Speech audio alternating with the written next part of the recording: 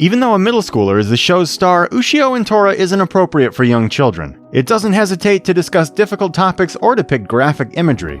The topic of this week's program, which didn't have a joyful conclusion, was the conflict between human industry and yokai survival. The most bittersweet and mature half hour of the season is produced by the show's ability to avoid cleanly solving a difficult situation. Make sure to stay tuned until the end. Episode 9. While traveling farther north, Ushio and Tora are abruptly diverted by a blast of wind that turns out to be a kamaitachi, or sickle weasel.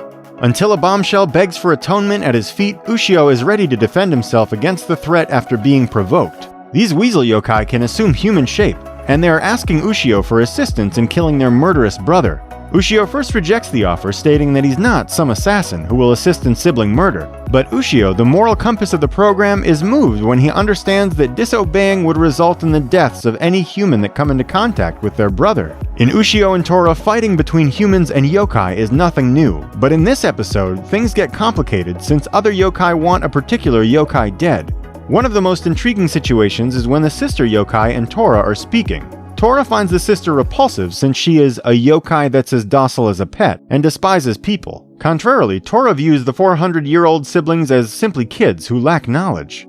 Through this most recent yokai meeting, Tora's precarious connection with Ushio is also further described. The siblings explain that in order to defend their territory, they trip, injure, and then cure people. They never murder anyone, and it's wrong to do so. They know that if they and humans got into a battle, they'd go extinct, not because they like people in the slightest. The most heartwarming part of the episode is when Ushio is still able to thoroughly understand his brother's plight, despite the brother's repeated efforts to kill him. Although being forced out of your house repeatedly for 400 years is quite different than having your childhood playground demolished for safety reasons, Brother Yokai is moved. The episode's ending suggested that people don't practice groupthink either, just like Tora and the other yokai don't. Brother Yokai thinks that all people are bad. Yet when they hear the yokai's call for assistance, scores of people come to their rescue.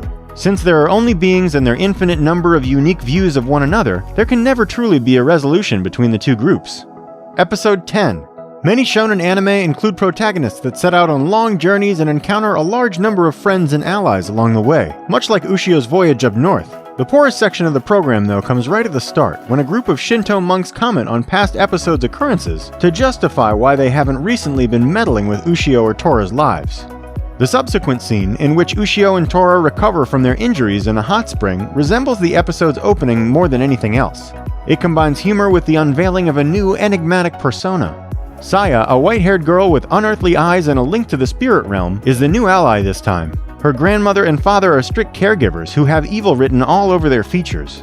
The goofy Zashiki Warishi theme Ushio spotted in a tour book isn't just a mascot, it's an actual characteristic of this location. As a result, Saya must appease Omamori-sama to save her father and grandma from losing their stolen money. Omamori-sama, whose name itself translates to good luck charm, wishes to leave the house, and Saya requests the assistance of Ushio and Tora. Saya's family consists of the kind of individuals who truly grate on Ushio's nerves. They just consider themselves. They assume that since they are paying Ushio to leave their home, Ushio must be driven by money. They don't see any harm in capturing one tiny yokai.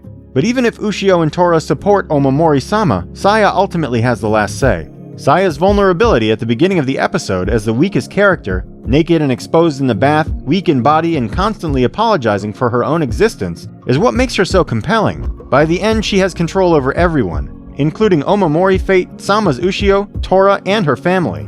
Her voice and even her eyes show how much she has changed as a person. Episode 11. This episode of Ushio and Tora finally gives us a long-awaited reunion with some of the show's most endearing characters.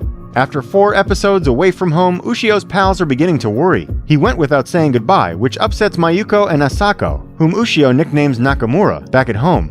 Asako, who has elements of both tomboyishness and tsundere-ness, is particularly endearing to watch as she skirts the subject of how much she misses Ushio. We also get a surprise appearance from Masaki and Raiko from episode 3 in a scene at the Ushio-la school. However, when an old mirror Mayuko's father brought home comes to life and assaults her, worrying about Ushio turns out to be the least of Mayuko and Asako's troubles. Ushio, meanwhile, is still residing in the north with the kamaitachi he rescued in episode 9. When an unexpected image of his companions in jeopardy appears in the reflecting pool, he is just about to leave. It's worth noting that the yokai Ushio must kill in order to save his comrades and the yokai who assists Ushio in saving them are both mirror yokai. For good reason, the mirror spirit that helps Ushio is afraid of him. Because this episode isn't about the yokai, the battle may be the shortest yet. The primary focus of this episode is the growing intimacy between Ushio and Asako. The majority of the episode is set in the past, with subdued hues and a starry sky, and it tells the story of one perilous night in the 3rd grade wherein Ushio saved Asako. Both Asako and Ushio aren't ones to express their emotions, but in this instance, separation makes the heart grow fonder. When he makes use of the helpful mirror spirit, Ushio can observe his friend's sincere conversations about him before trouble starts. More significant than the nature of the attack on his buddies is likely the fact that he witnessed it. The latter is well seen in this most recent episode. Episode 12. As yokai make oaths to destroy Ushio, the curtain opens to reveal an unsettling purple. When Tora concludes my review for the Ushio and Tora episodes from 9 to 12. If you're interested in the next parts as well, please let me know in the comments section. Subscribe to my channel and make sure to keep the notifications on to be updated about the next part.